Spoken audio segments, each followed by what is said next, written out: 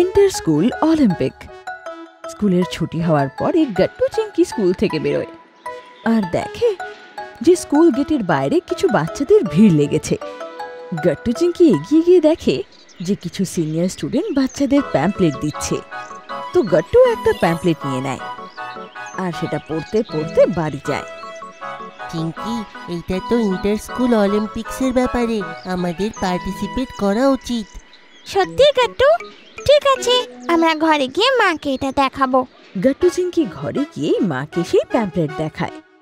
মা সেটাকে পড়ার পর বলে, আরে বাহ, এটা সত্যি খুব ভালো অপরচুনিটি, তোরা দুজন নিশ্চয়ই এতে পার্টিসিপেট করবি। কিন্তু মা, আমরা কোন অ্যাক্টিভিটিজে পার্টিসিপেট করব? হ্যাঁ গো মা, আমিও খুব কনফিউজ। এতে তো 20টার বেশি গেমস আছে। আরে তোদের তো সব গেমের ব্যাপারে ভালো করে জানা উচিত। তারপর যে গেমটা তোদের ভালো লাগবে বা যে গেমটায় তোরা নিজের 100% দিতে পারবি সেটাই চুজ করবি।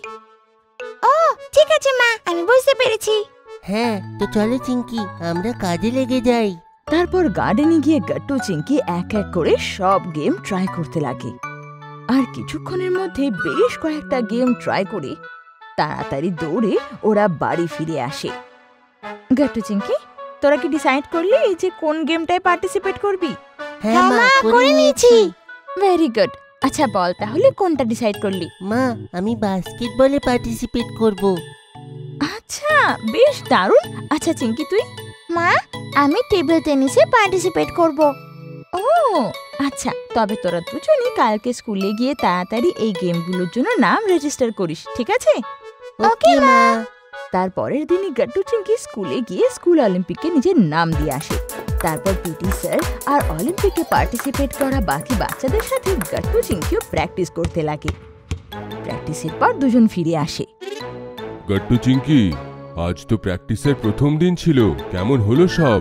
ভালো ছিল না বাবা, আমি অত ভালো বাস্কেটবল খেলতে পারি না যতটা আমি ভেবেছিলাম। হ্যাঁ বাবা, আর আমিও টেনিসে খুব মিস্টেকস করছি। আরে বাবা, কোনো ব্যাপার না, আজকে তো ফার্স্ট ডে ছিল। বাচ্চারা, তোমাদের হার্ড ওয়ার্কের সঙ্গে সঙ্গে স্মার্ট ওয়ার্কও করা উচিত। তোমরা নিজেদের গেমের বেস্ট প্লেয়ারের ভিডিও দেখো। যেমন চিংকি, তুমি টেবিল টেনিসের বেস্ট প্লেয়ার মনিকা বাত্রার বিষয় পড়ো আর ওনার মুভস দেখো। আর গাট্টু, তুমি সতনাম সিংকে দেখো। গাট্টু চিংকির এই আইডিয়া পছন্দ হয়। তারপর থেকে ওরা মন দিয়ে এই গেমের বেস্ট প্লেয়ারদের দেখতে এবং পড়তে শেখে। আর ধীরে ধীরে কবে ইন্টার অলিম্পিক্সের ডে চলে আসে জানতেই পারা যায় না। গাট্টু চিংকি, তোরা এক্সাইটেড তো? আজ ফাইনালি কম্পিটিশনের ডে এসে গেছে। হ্যাঁ মা, তার সঙ্গে নার্ভাসও। জানো বাবা, আজ শহরের বেস্ট প্লেয়াররা একে অপরের সাথে কম্পিট করবে। কম্পিটিশন সত্যি খুব টাফ হবে। কোনো ব্যাপার নয়, তোমরা দুজনেও বেস্ট। কথা বলতে বলতে ওরা লোকেশনে পৌঁছে যায়। তারপর বাবা মা গাট্টু চিংকিকে ওদের টিমের কাছে নিয়ে গিয়ে ছেড়ে দেয় আর নিজেরা হলে লাগানো সিটে গিয়ে বসে পড়ে।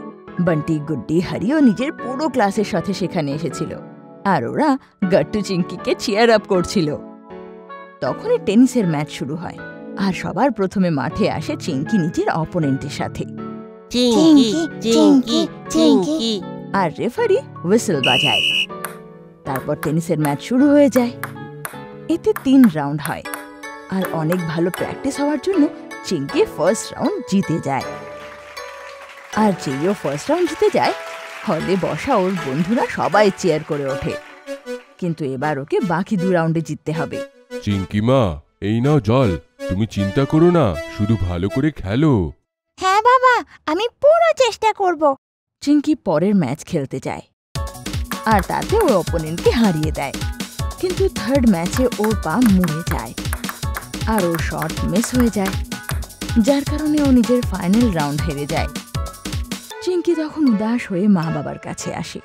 চিংকি মা, কোনো চিন্তা নেই, এবার আমরা সবাই মিলে গাট্টুকে চেয়ার করব। হ্যাঁ মা, ঠিক আছে।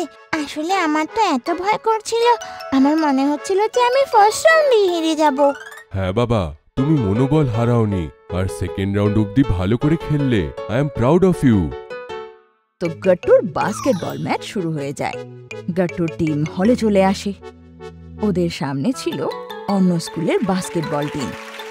গাট্টু গাট্টু গাট্টু। কিছুক্ষণের মধ্যে রেফারির বাঁশির সাথে ম্যাচ শুরু হয়ে যায়। আর এই বাস্কেটবল ম্যাচ তো সত্যি বেশ দারুণ ছিল। শুরুতে অপোজিট টিম বেশ ভালো খেলছিল, কিন্তু তারপর গাট্টুর টিম ফর্মে চলে আসে আর তারপর থেকে ওরা টানা গোল করতে লাগে আর শেষে গাট্টু গোল করে আর এর সাথে গাট্টুর টিমও জিতে যায়। সব বাচ্চারা জোরে জোরে তালি বাজাতে লাগে।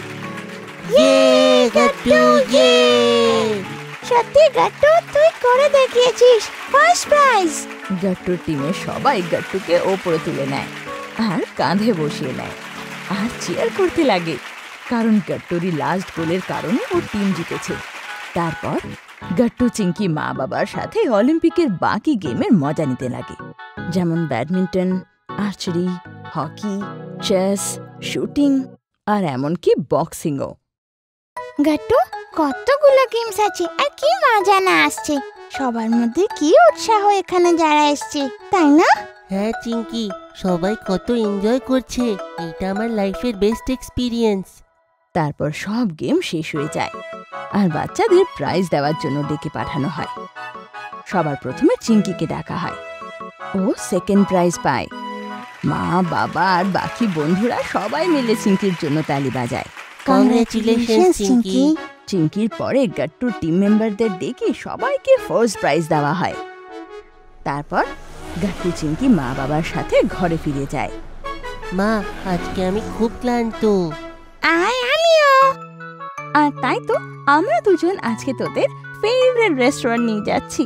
সেলিব্রেট করতে হবে না? Wow, thank you so much বাবা। গাট্টু চিঙ্কি তারপর মা বাবার সাথে রেস্টুরেন্টে সেলিব্রেট করে। আর পরের দিনও স্কুলে প্রিন্সিপাল ম্যাডাম ওদের অ্যাওয়ার্ড দেয়। আর এর জন্য গাট্টু চিঙ্কির এখন থেকে নতুন নতুন জিনিসে পার্টিসিপেট করার ইচ্ছা আরো বেড়ে যায়।